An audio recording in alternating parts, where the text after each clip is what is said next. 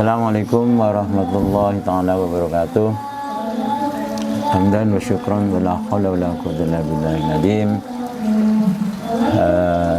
Sahabat channel Sekaziga yang berbahagia dan channel AMQ Media, alhamdulillah pada kesempatan hari ini saya selaku Kepala SMK Al-Khazini Ganjaran Gonanegi Malang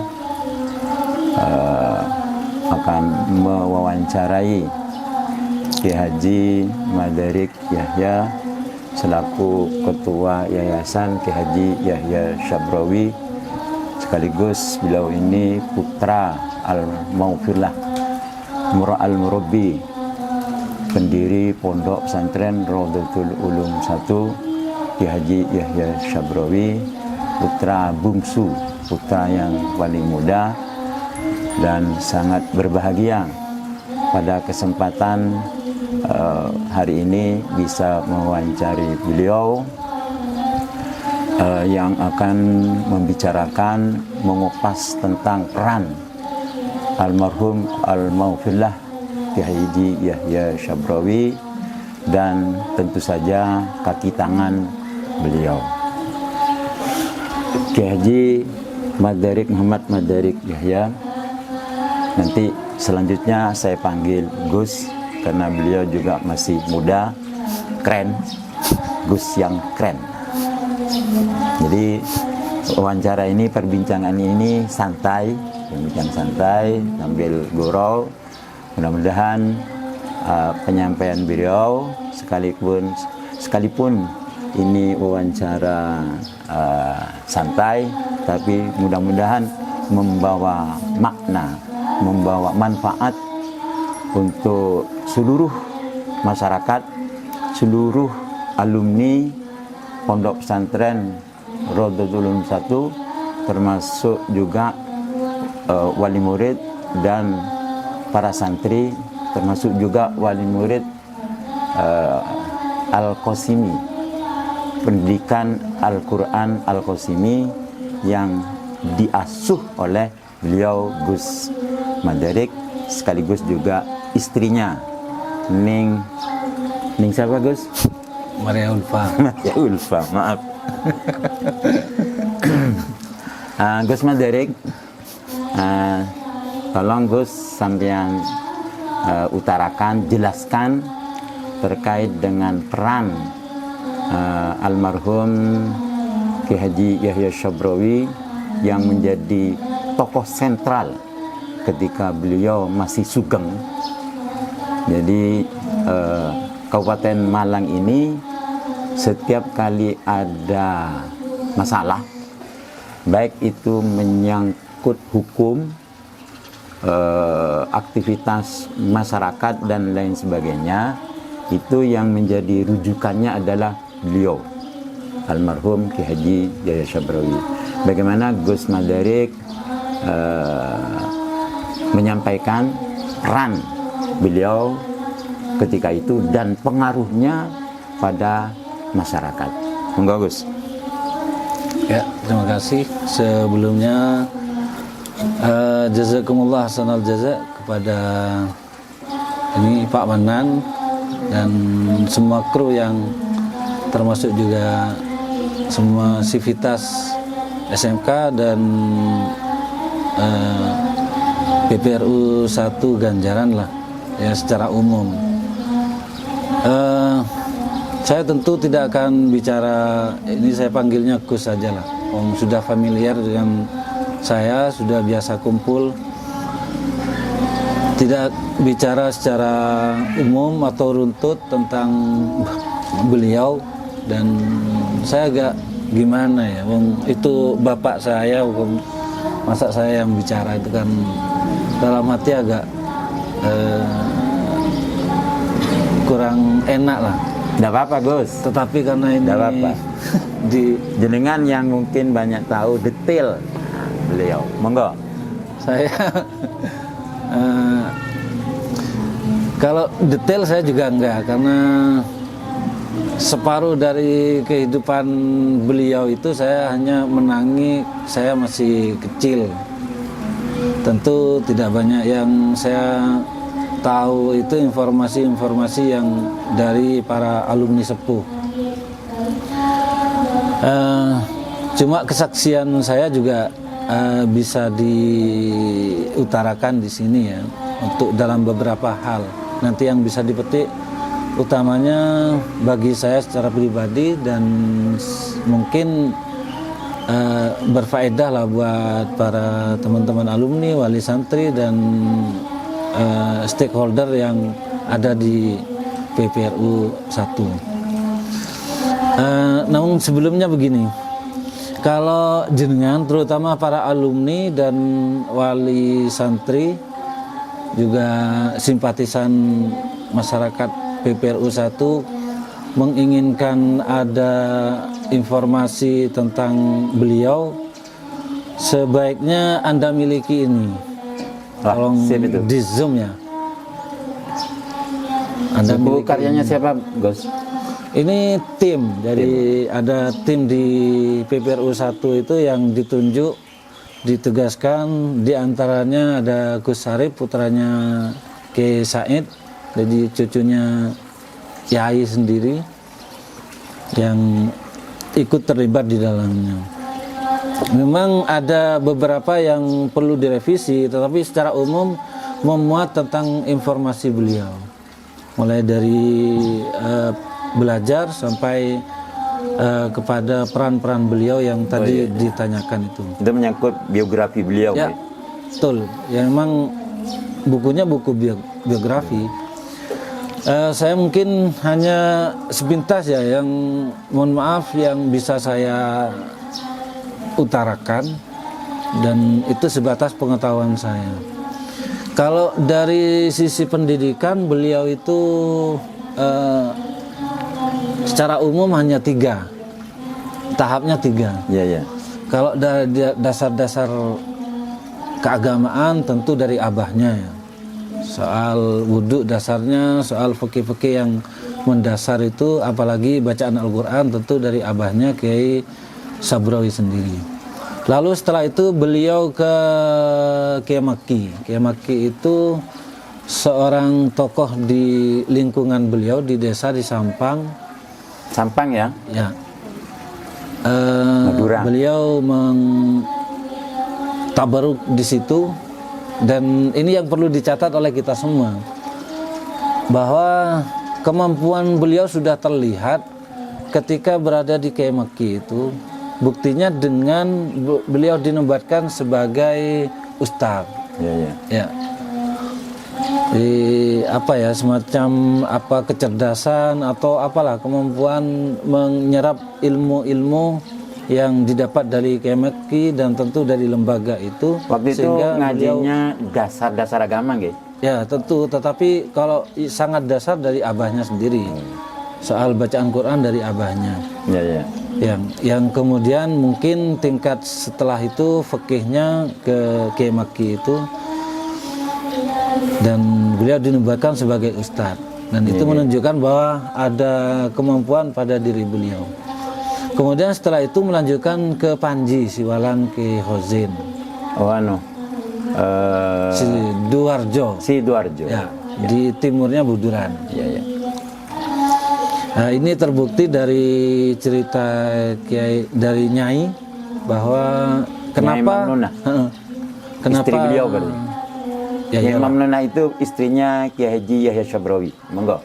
Oke, kenapa kok dinamai Khazin putra pertamanya? Karena menurut Nyai bertabaruk kepada gurunya. Tuh. Dan ini juga perlu kita menjadi catatannya. Salah satunya adalah bahwa kalau bisa nama-nama itu kita ambilkan dari guru-guru kita sebagai bagian dari tabaruk. Tabarukan. Dan dari sekian saudara saya yang mencontoh itu kayaknya Kiai Mukhlis. Gitu ya? Kiai Mukhlis. Nah, kita ambil misalnya Hilya. Hilya itu diambil dari gurunya Nyai Muf Oh, iya. di Bangil. Kebetulan perempuan semua putra beliau ya. Gak ada yang laki-laki. Sayang lah. Kemudian ada dua kayaknya yang saya lupa, satu juga di Hilyatud Diniyahnya ya, yang diambil dari pengasuh Bangil itu. Lalu yang kedua siapa diambilkan dari pengasuh dari Peloso. Pengasuh Peloso Bangil, Kediri. Heeh. Itu melihat dari ini runutnya cara beliau bertabaruk itu seperti abahnya. Nah, kemudian yang di Siwalam Panji itu setelah proses itu lalu beliau oleh pamannya sendiri Kiai Bukhari ajak untuk, bukan diajak ya, memang diambil, dirawat oleh Kiai Bukhari sebagai pamannya. Berselang beberapa tahun kemudian diambil menantu. Menantu Kiai Bukhari yang dikawinkan dengan putrinya bernama Mamnunah. Ya. Nyai Mamnunah. Ya. Terus? Jadi prinsipnya beliau mendapatkan sepupunya sendiri karena itu pamannya. Dan konon katanya bukan hanya Kiai Yahya, Kiai Kofal adiknya juga diajak dirawat oleh Kiai Bukhari. Kemudian Kiai Muhtar. Ini cerita ini saya dapatkan dari Gus Sabrawi, adiknya sampean. Oke. Ya. Lanjut. Nah, 10 tahun setelah perkawinan, sekitar 10 tahun. Kalau di buku ini keterangannya 10 tahun. Kemudian mendapatkan hibah tanah dari mertua perempuannya, Nyai Fatma, dari Mbah Umi kita. Nyai Fatma istri Kiai Bukhari. Kiai Bukhari. Kiai Bukhari Ismail. Nah, antara Kiai Yahya dengan Nyai Mamnunah itu bersepupu itu dari Kiai Bukhari dengan ibunya Kiai Yahya. Iya. Nyai Latifah. Nyai Latifah diambil istri oleh Kiai Sabrawi. Nah, Nyai Latifah itu dari Ompul, Sampang yang bagian barat. Oke. Nah, yang itu yang mempertemukan bahwa beliau adalah sepupu. Iya. Dan ini menurun ternyata ke saya, ke Kiai Mukhlis. Kiai Mukhlis dapat sepupu, saya dapat sepupu. Saya dapat ponakan. Ponakan masih agak jauh lah. Jauh. Anaknya sepupu. Ya, tapi ya nyaman dia. Lanjut. Soal ini ya, soal sepupu itu, ya mudah-mudahan saya berharap tetap menurun ini. Anak saya yang pertama juga dapat sepupu karena putra dari kakak saya. Oke. Nah, kemudian ternyata apa yang kita lihat di Kiai Makki itu, beliau sudah terlihat kecerdasannya. Di Ganjar juga ditunjukkan dengan sejarah bahwa Kiai Bukhari itu hanya sebagai motivator belaka. Di antaranya ya, soal pendirian madrasah yang dulu Miftahus Sibyan. Iya. Itu yang jadi pelaksana Kiai Yahya. Dan tentu mentornya bukan hanya Kiai Yahya. Di situ ada Kiai As'ad, Kiai Muhsin, termasuk diantaranya juga ada iparnya Kiai Zainullah. Tetapi yang mungkin agak sepuh dalam peran, sekali lagi dalam tanda kutip dalam peran. Konon katanya nih Gus, nih Kiai Bukhari punya santri dua, yang satu bernama Yahya, yang satu bernama As'ad. Yang Yahya yang diambil mantu, yaitu Kiai Haji Yahya Sabrawi. Yang As'ad kawin dengan keluarga yang ada di RU4 ya. RU4. Kemudian yang Kiai Yahya ini mendirikan pondok pesantren. Saya tidak tahu yang Kiai As'ad ini juga mendirikan pondok pesantren atau enggak ya waktu itu. Gimana Gus? Sama-sama saya tidak tahu. Tetapi kalau dari jejaknya ada Miftahul Ulum, berarti Dan itu tertera betul di Miftahul Ulum itu pendirinya ya Kiai As'ad. Berarti Kiai As'ad itu berperan mendirikan Pondok pesantren. ya. Ya, ya. Kalau itu dianggap sebagai santrinya, tetapi yang jelas Kiai Yahya, Kiai Kofal itu diambil anak, dirawat oleh Kiai Bukhari. Oh gitu. Nah, kemudian pindah ke selatan itu karena dapat hibah dari Mbak Umi, Mbak Fatma, mendapatkan tanah yang kemudian menjadi cikal bakal RU1 itu. Yang dulu namanya Pondok Pesantren Miftahus Sibyan. Belum belum. ada. Ya. Belum ada nama. Belum. Yang ada itu Miftahus Sibyan sebagai madrasah Oh. di dekat masjid. Masjid Masjid Asy-Syafi'iyah sekarang ini. Safiyah, ya. Itu namanya memang Miftahus Sibyan. Jadi Kiai Yahya waktu mendirikan pondok pesantren belum ada namanya. Belum, tentu ya. Tetapi diikutkan begini, Miftahus Sibyan kemudian dirubah nama atas istikharah yang saya tidak tahu ini apakah Kiai Bukhari atau Kiai Yahya sendiri yang menyerukan untuk ada perubahan nama. Ternyata, dan ini kalau saya dapatnya dari Ustadz Romli, salah satu alumni yang ada di Madura. Iya, iya. Asalnya dari Gunung Kelpo ya? Sumber Manjing Wetan, tapi zawat di Madura. Menurut cerita beliau, setelah istikharah itu kemudian dipilih, yang keluar adalah hasil istikharahnya Kiai Khazin Yahya, putranya sendiri. Yang itu menjadi Raudhatul Ulum. Iya, iya, iya. Nah, Raudhatul Ulum itulah yang kemudian menjadi nama pondoknya. Pada awalnya beliau dalam buku ini, dan saya juga dapat dari Pak Hasim Khan, dari Ustadz Muzammil, dulunya hanya musola, ya seperti biasa lah pondok-pondok yang lain, kaprahnya pondok yang lain itu tidak membuat kamar bangunan terlebih dahulu, berkamar-kamar. Ya. Enggak ya. Yang dibuat memang musola terlebih dahulu, lalu banyak ada yang minat. Konon katanya diantaranya adalah santri Kiai Bukhari itu nyolok datang ke Oh, iya, iya. dan itu memang atas anjuran Kiai Bukhari. Ngaji Quran atau ngaji kitab, Gus? Awalnya Quran. Quran ya. Yang kemudian dikembangkan ke kitab. Oh, iya. Yang dari Kiai ya Pak Hasim Khan ya Quran. Lalu kemudian kalau Qurannya kemudian dibantu oleh beberapa orang kampung yang mampu.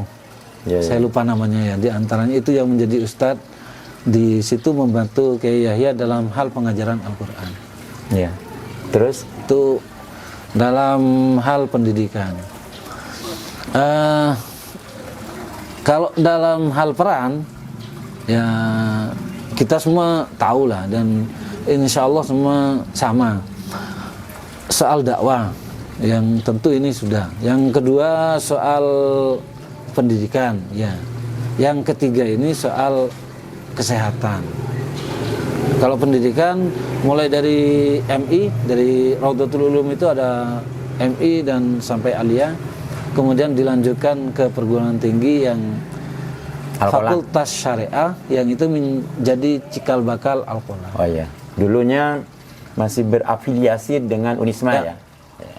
Jadi salah satu fakultasnya Unisma. Ya, ya. Di syariah, jurusan syariahnya. Fakultas syariah. Ya, ya. Tapi karena terbentur oleh peraturan itu kemudian harus terpisah, maka menjadi berdikari IKAI Al-Qolam. Ya, ya, ya. Karena tidak boleh ada kelas jauh hanya. Itu diantara kalau yang pendidikan. Yang kesehatan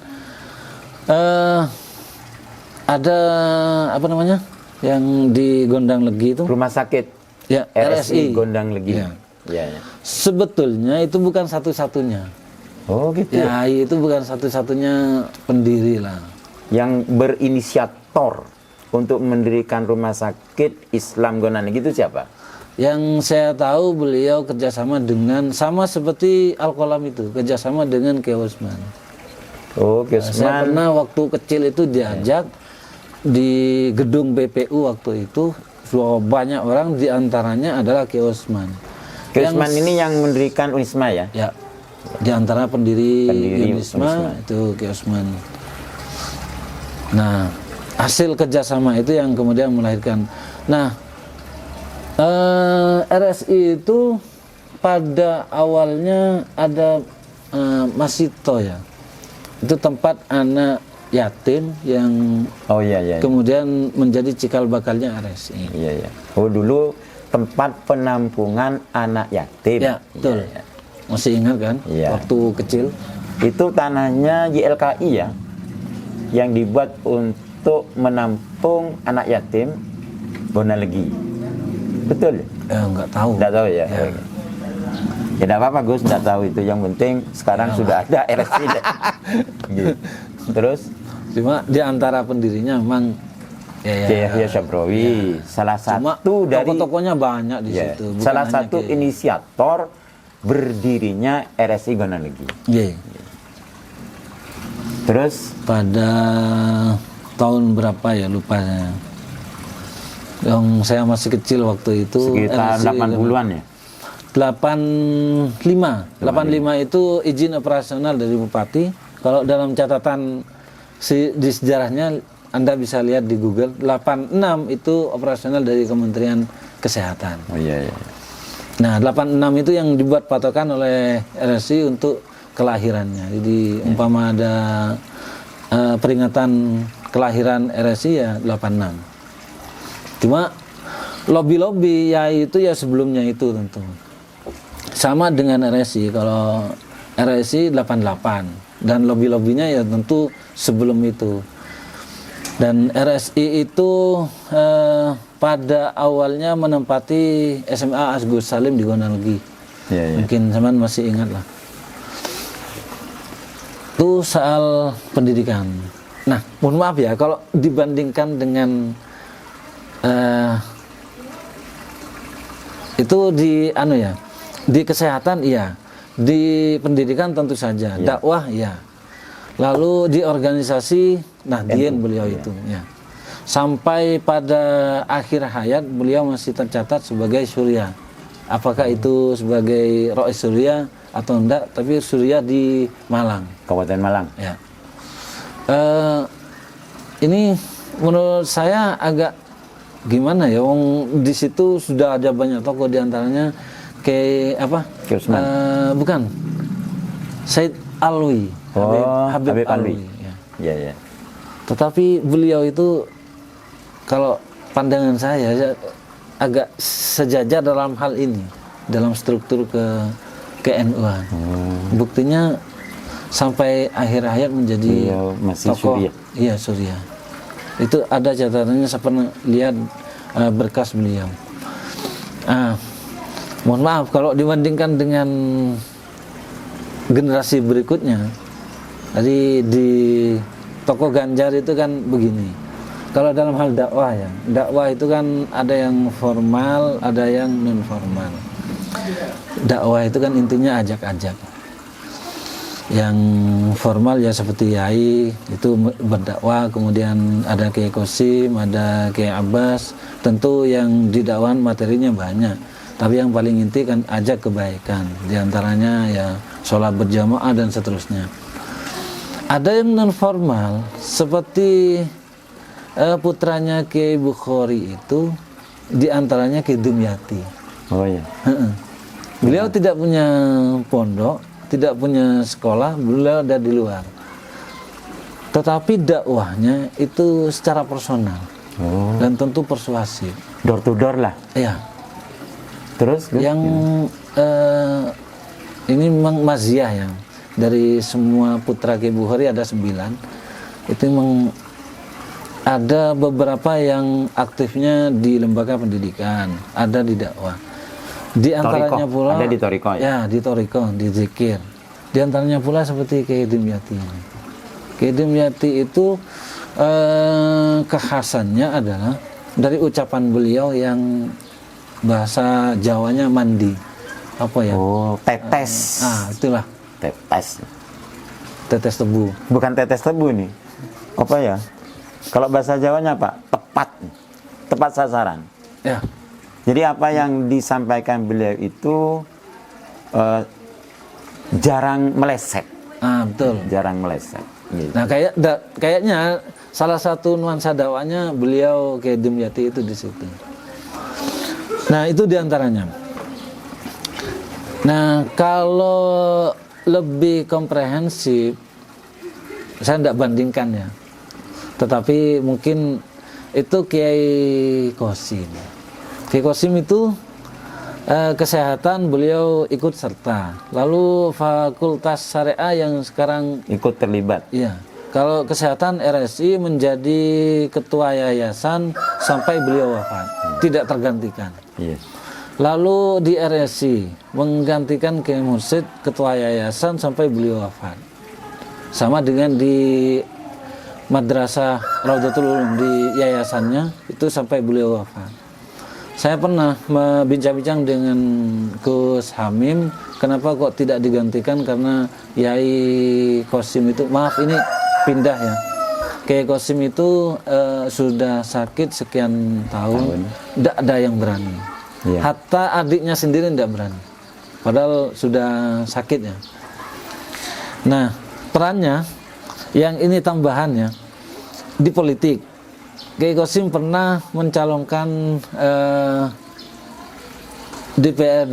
DPR wilayah Surabaya, Provinsi. bergandengan dengan Sanusinya di DPRD Malang. Kabupaten. Kalau Kiai Qasim di wilayah Provinsi. di provinsinya. DPRD 1. Ya. Kalau dari suara beliau menang. Oh, waktu itu. Tahun berapa, Gus? Lupa saya. Kita- Tetapi karena masih ada aturan urutan itu. Oh, iya waktu Kiai- itu ya. Iya. Cuma anehnya begini. Untuk Kiai Qasim ya, dan ini menjadi Ini pendidikan buat sedikit kita. bergeser ceritanya. Ya, mohon Jadi maaf. peran Ini Kiai Yahya sekarang nggak tahu. peran Saya lebih semangat untuk berbicara tentang Iya. mertua Sebentar. saya. Kiai Qasim ini apanya Kiai Yahya dalam struktur nasab? Ya sepupunya. Sepupu ya. Nah, Misalnya. sekaligus menjadi adik Misalnya. ipar. Sekaligus jadi adik ipar. Ipar ya. Ya. Sekaligus menjadi mertua saya. Nah, jadi Kiai Qasim adalah mertua putranya Kiai Yahya Syabrawi. Selengkap. Terus Apa tadi itu ya? Kiai Qasim suaranya banyak. Iya. Itu kan urutannya beliau ada di nomor 3, yang otomatis yang jadi nomor 2. Padahal kalau dari suara beliau ini menang. Lebih banyak ya. Menang sudah. Iya. Nah, sama seperti Haji Busuni. Oh iya. Saya dulu pernah ikut Haji Busuni dengan Gus Nasi itu. Wah, kemana-mana itu. Tetapi karena kalah di urutan itu, saya kemudian merasa putus asa. Saya bukan dunia saya politik itu. Tapi kalau untuk orang-orang yang politisi ya nggak ngefek lah, itu sudah biasa. Nah, di pertengahan yang nomor 2 ini Abdul Wahid di Putat. Oh iya. Itu sudah tata-tata karena akan menjadi stafnya Yai. Luar pakai celana, sepatu dan seterusnya. Rayen lah. Terus Begitu masuk, kemudian ya marah-marah, merasa jengkel gitu kepada Yai. Kok nggak mau, ini tinggal tanda tangan, sudah tinggal setor berkas. apa? Ya. Komentarnya Kiai Qasim. Ya komentarnya biasa saja ke istrinya ya. Itu sama lihat itu, Wahid itu marah-marah karena saya nggak mau. Katanya. Diberikan kepada berikutnya, yang berikutnya ini Nomor di bawahnya beliau. nggak tahu itu apa nomor di bawahnya beliau, tapi yang ditunjuk itu. Oh iya. Saya nggak nyebut namanya. Iya iya. Ini memang banyak utangnya. Gitu ya. Berikan ke itu sangat butuh gitu. Tapi nggak nyebut kenapanya ya. Ya, nggak nyebut. Luar biasa. Yang tahu Kayak Wahid. Oh, Wahid. Wahid itu kondisinya tahu. Artinya pengganti yang semestinya kursi itu diduduki Kiai Qasim diberikan kepada orang lain karena lebih butuh terkait utang. Ya nggak tahu. Nggak tahu ya. Pokoknya beban kehidupan Iya. yang kita ambil pendidikan begini. sekalipun itu di ranah politik, ternyata kalau ini dipegang oleh yang amanah, politik itu bukan tujuan. Iya, iya. Bukan tujuan. Jadi misalnya seperti Yai Qasim terlibat di dunia politik, itu hanya ingin memperlihatkan, kalau bagi saya ingin memperlihatkan kepada seluruh halayak, gini loh caranya berpolitik. Jangan sebagai tujuan lalu mati-matian. Nah, Yai itu yang setahu saya tidak mengeluarkan sepeser pun, luar hanya biasa. waktu pendaftaran toh. Hanya nulis nama, titip nama ya? Iya. Aduh. Pernah itu ya alumni, ya wali santri datang, mana ya kaosnya kita yang mau gembar-gembar jenengan mau kampanye. Oh kamu itu minta kaos, aku belum jadi sudah minta kaos. Jadi kayaknya nggak mengeluarkan apa-apa. Oh, iya. Cuma memang didekeng oleh Gus Hamim yang itu Oh, iya. di Gus Hamim sudah jadi mantunya ya? ya sudah jadi menterinya. Nah ini di politik, di ekonomi. Kalau Kiai Qasim itu dengan mendirikan basis apa ya dulu itu? Oh iya, zakat yang bergerak di bidang zakat, infak, wakaf ya? Ya, betul. Dan itu belum ada Basnas. Oh iya. Menurut Gus Hamim ini cikal bakal dari Basnas. Apakah betul atau tidak ya silakan halayak kalau perlu ada penelitian silakan. Tetapi pernah dihadiri oleh Mukti Ali, Menteri Agama. Menteri Agama ketika itu ke sini. Bahkan Mbak Sofi gubernur juga ke sini. Jadi para pejabat itu ke sini untuk kepentingan tentang zakat yang waktu itu memang cukup dahsyat lah dampaknya. Bahkan bisa menjadikan apa ya, membantu ekonomi bawah, dibuatkan rumah, diberikan sapi, itu gara-gara karena ada zakat infak yang digerakkan oleh Yai Qasim. Nah, itu kalau Yai Qasim ya, di ekonomi, di politik. Nah, sementara kalau Yai itu kayaknya tidak. Kayak ya. Yang hanya di dakwah, pendidikan, lalu kalau organisasinya ke NU-an, lalu di kesehatan. Nah, ditambah kalau generasi berikutnya ekonomi sama politik. Iya ya. Cuma begini Gus, sebenarnya Kiai Qasim itu tetap tidak lepas dalam dunia politik berguru pada Kiai Hasyabrawi. Karena ketika sugengnya Kiai Hasyabrawi, beliau itu menjadi rujukan, marje alehnya tokoh-tokoh politik, politikus lah. Bagaimana memperbesar, karena waktu itu para kiai yang banyak itu masuk ke P3 ya, P3, dan beliau juga merangkul ya apa caranya P3 itu supaya besar. Adik-adiknya termasuk Kiai Qasim itu ya tentu berguru pada beliau, karena peran beliau selaku tokoh masyarakat dalam dunia politik pun sebagai rujukan. Jadi selalu bertanya pada beliau. Adapun beliau memang tidak terjun langsung di politik, itu memang beliau tidak terlalu aktif di politik praktis. Ya, politik praktisnya tidak terlalu aktif, tapi sebagai penasehat, ya penasehat berkaitan dengan politik, tetap peran Kiai Hasyabrawi menjadi harapan masyarakat yang bergerak di bidang politik. Bisa jadi, bisa jadi. Jadi karena memang adik-adik beliau itu, adik-adik iparnya ya, ketika Yai Yahya sudah mendirikan pesantren, itu memang banyak kerasannya di situ. Jadi mungkin inspirasi dari gerakan-gerakan, terutama yang nuansanya politik, itu menjadi bagian dari kiblat adik-adiknya, diantaranya Kiai Qasim. ada satu hal yang mungkin menjadi catatan buat kita ya tentang ranah politik yang diperankan oleh Yai, bukan politik praktisnya. Ini saya dapat cerita dari Pak Sipul sendiri. Pak Saiful. Di Ura-Ura. Iya, iya. Lalu saya dapat cerita dari orang Bantur.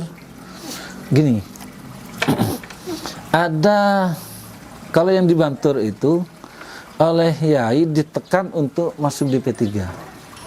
Bukan masuk di P3, tapi dukung P3 mati-matian. Tetapi kalau yang di Ura-Ura ini oleh Yai disuruh untuk dukung Golkar. Oh, gitu ya? Iya. Iya, iya, iya. Dan ini sebetulnya ya dinamikanya cukup besar, gesekan di masyarakat, karena tetapi yang di Ura-Ura itu tetap kukuh karena mengikuti perintah gurunya. Saran, ya, iya. Bukan hanya saran, itu hanya perintah ya? dari Oh. gurunya. Iya, iya. Meskipun di bawah ya bergejolak. Iya, iya, iya. Kan waktu itu memang P3 ya. Hanya ada 3 partai lah. Ya, sementara P3, itu Golkar, PDI. dianggap musuh, meskipun tidak sampai kafir, tapi dianggap musuh. Ya. Nah, ini persis kayak seperti Ki Mustain. Romli, Kemustain Romli Jombang. Iya. Yang pada masa itu hampir semua kiai ke P3, P3. sementara beliau lepas Ya. mencelat ke Golkar. Ya tentu fitnahnya Luar cukup. biasa. Iya. Tetapi manfaatnya sekarang sudah diketemukan dalam sekian puluh tahun. Nah, sama ini yang di Ura-Ura itu manfaatnya ketemu setelah sekian tahun. Iya, iya, iya. Nah, artinya bahwa Yai itu apa ya, menempatkan diri, tidak fanatisme. Iya, gitu. Meskipun pada diri beliau sendiri Secara pribadi. Fanatik pada P3, ya, secara Tapi pribadi. ketika menempatkan alumni atau santrinya itu ditempatkan sesuai dengan kondisinya. Iya, Buktinya yang satu di Golkar, yang satu di P3. Itu diantara inspirasi yang kita bisa bangun dalam diri kita tentang gerakan kita di politik. Jadi kiblat kita ada banyak ya. Kalau tentang gerakan sebagai bukan politik praktis, kekuatan politik praktis itu bisa nyontoh ke Yai. Tetapi kalau yang politik praktis kita bisa nyontoh ke Kiai Qasim. Iya, iya, iya. Gitu. Iya. Itu soal politik. Iya. Jadi ternyata Kiai Syabrawi ini tidak hanya membimbing masyarakat ansih di bidang hukum, tetapi beliau juga berperan bagaimana gerakan politik itu bisa berjalan dengan baik, ya, dengan baik.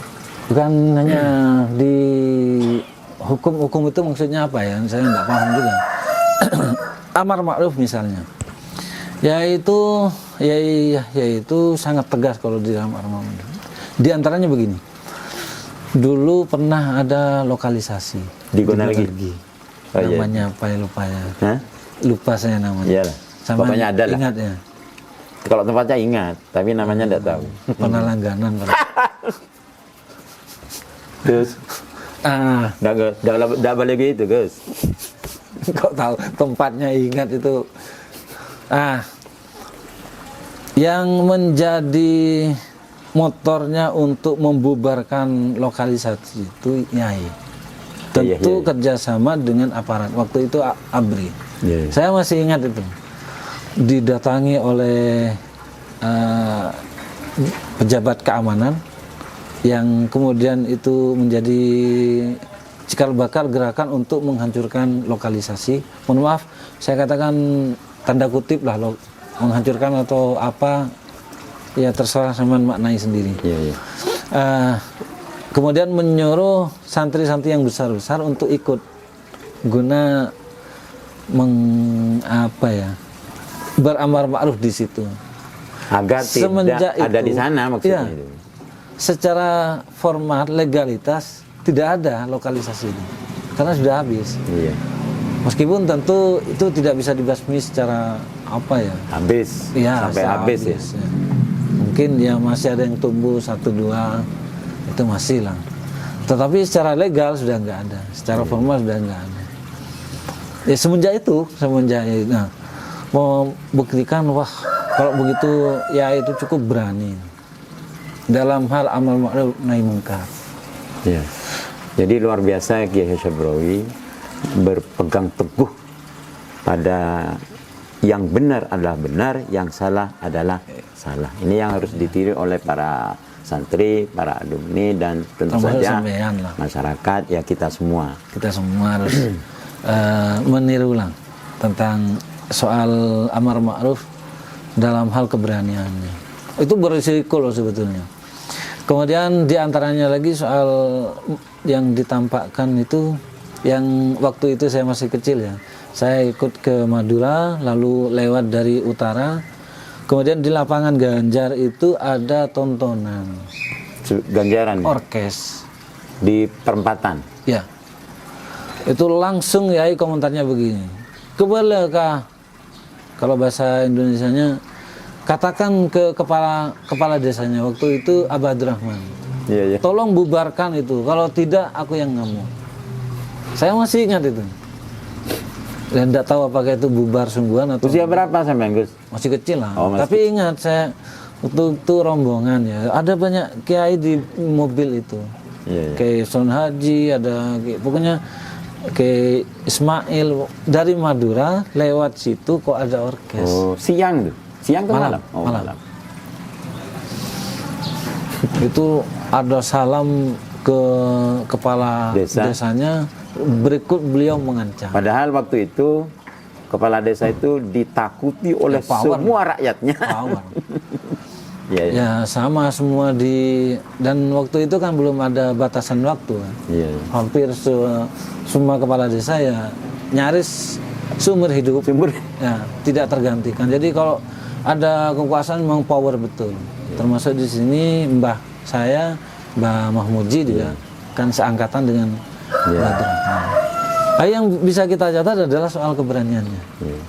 Sangat berani sekali dalam hal amar ma'ruf nahi munkar.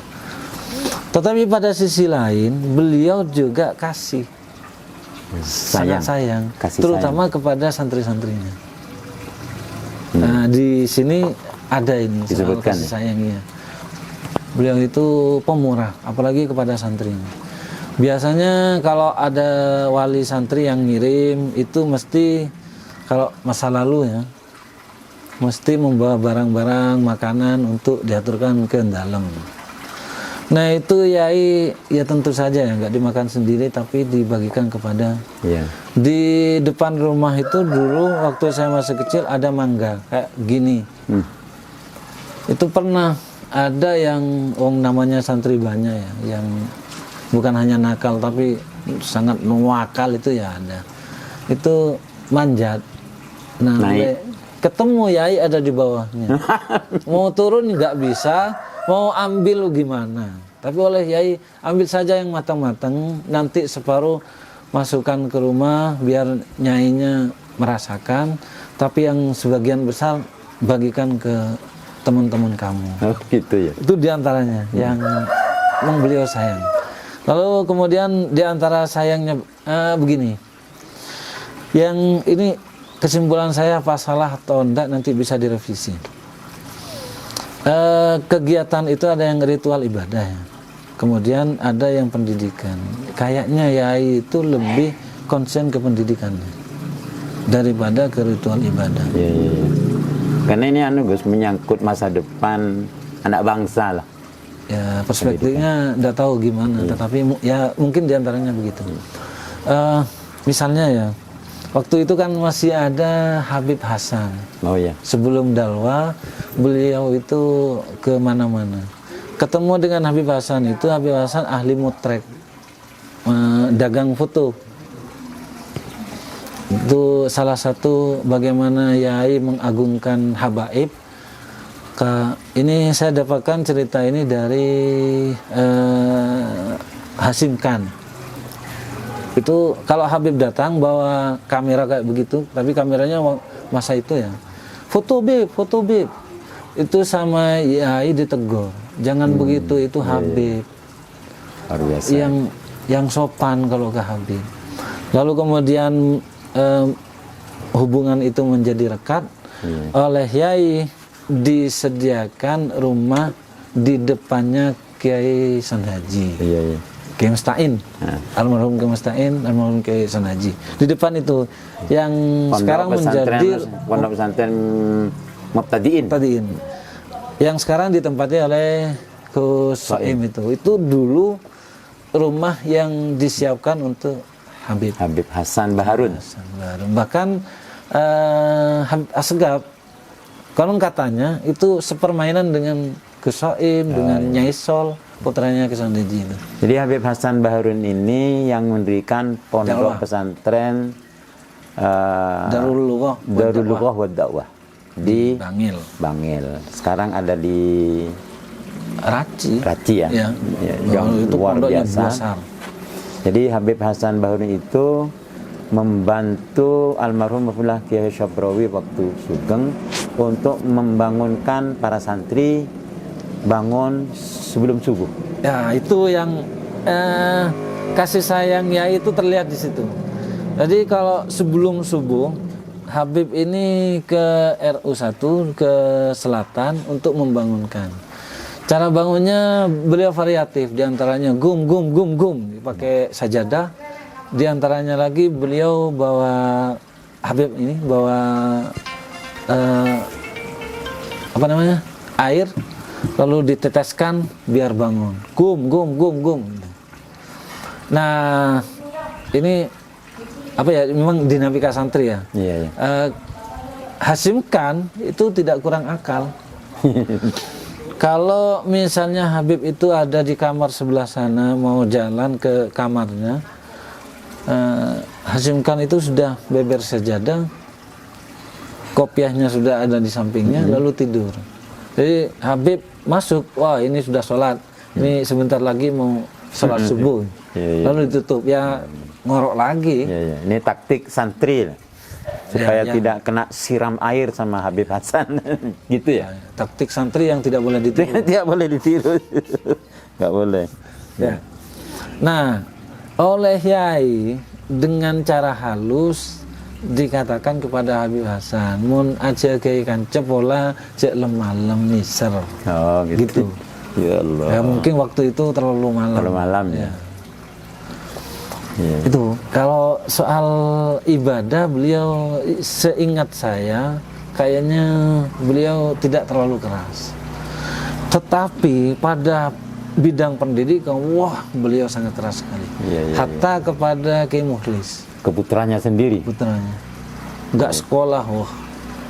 Saya ingat Yai itu ngamuk-ngamuk bawa batu gitu, dilempar setepaknya, sekenanya. Kalau ada santri waktunya berangkat tidak berangkat. Tidak berangkat. Wah itu semburat kemana-mana. Ada yang konon katanya meloncat dari lantai 2 dari jendela itu karena saking takutnya. Nemu bata ya bata itu yang dilempar. Karena saking takutnya. Wah sangat keras dalam hal pendidikan. Iya. Jadi luar biasa Kiai Syabrawi ini mendidik santri-santrinya. Begitu pentingnya peran pendidikan, karena masa depan santri itu bagaimana anak-anak santri itu mencari ilmu. Jadi harus disiplin betul. Jadi tahu betul beliau itu, sehingga santri-santri yang betul taat, sam'an wa ta'at, ya jadi orang. Jadi kiai, jadi tokoh masyarakat di berbagai wilayah. Ya, gitu Gus ya. Ya, yang selalu disitir oleh Kiai Mukhlis itu kan ucapan beliau, kalau bahasa Maduranya begini, untang santre aktif sekolah, aktif musyawarah, insya Allah tekah haja kebagusnya gampang tekah.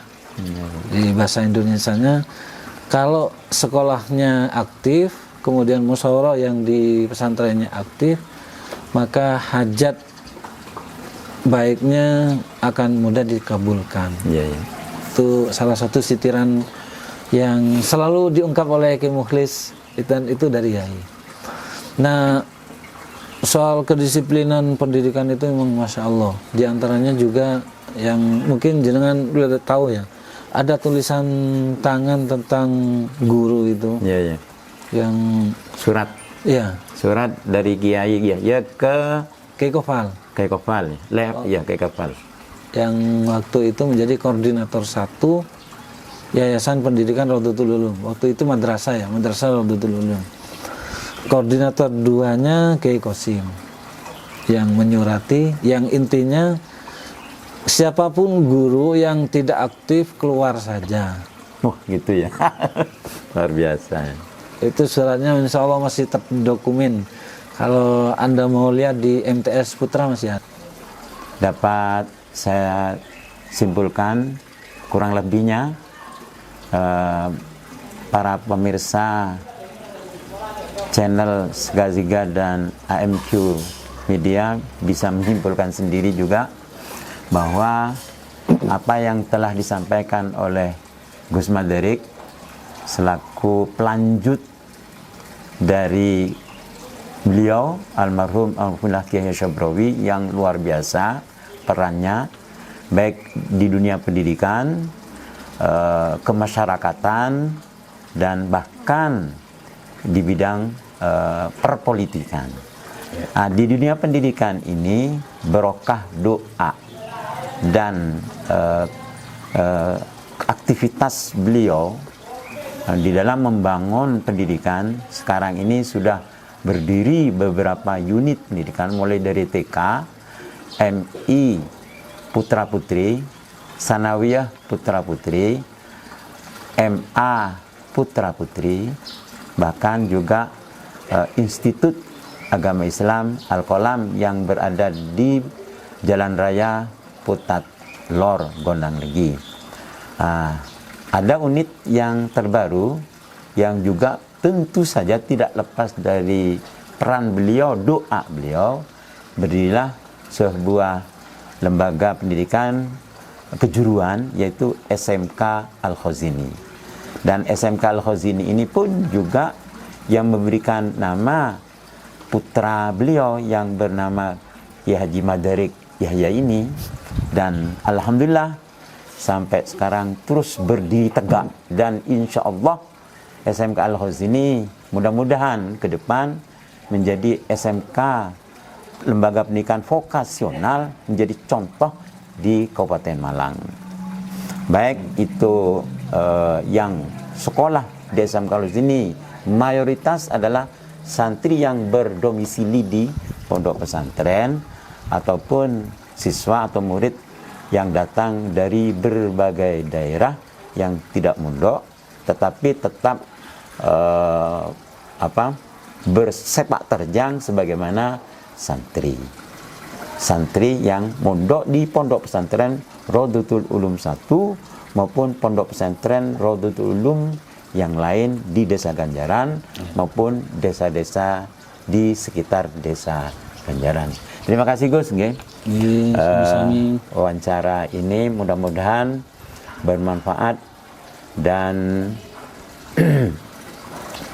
pada alumni, simpatisan dan masyarakat di Kabupaten Malang dan sekitarnya, dan mudah-mudahan juga karena santri, alumni dan simpatisan pondok pesantren Rodotul Ulum ini tersebar di mana-mana. Mudah-mudahan wawancara ini bisa mengetuk para alumni. Monggo, sekarang ini tahun ajaran baru, barangkali putra putri panjenengan mau mondok segera antar ke pondok pesantren yang ada di Desa Ganjaran. Dan kebetulan juga Kiai Haji Madarik Yahya ini atau Gus Madarik punya pondok pesantren, diperankan pondok pesantren di Purworejo, pondok pesantren untuk Ulum 2 dan pendidikan tahfidz Al-Quran Al-Qasimi. Mari para alumni, simpatisan, para santri segera mendaftarkan diri. Ini termasuk promosi, segera mendaftarkan diri ke pondok pesantren dan unit-unit pendidikan formalnya. Saya kira cukup. Terima kasih Gus. Terima kasih Gus. Monggo. Wawancara ini mudah-mudahan nanti bermanfaat Amin. bagi yang menyaksikan ataupun yang mendengar. Mohon maaf yang sebesarnya Gus. Oke, sampai jumpa di lain waktu. Dan jangan lupa, insyaallah tanggal 5 hari Rabu bulan Juli, SMK Al-Husni akan mengadakan wisuda, pelepasan siswa kelas 12. Assalamualaikum warahmatullahi wabarakatuh. Waalaikumsalam warahmatullahi wabarakatuh.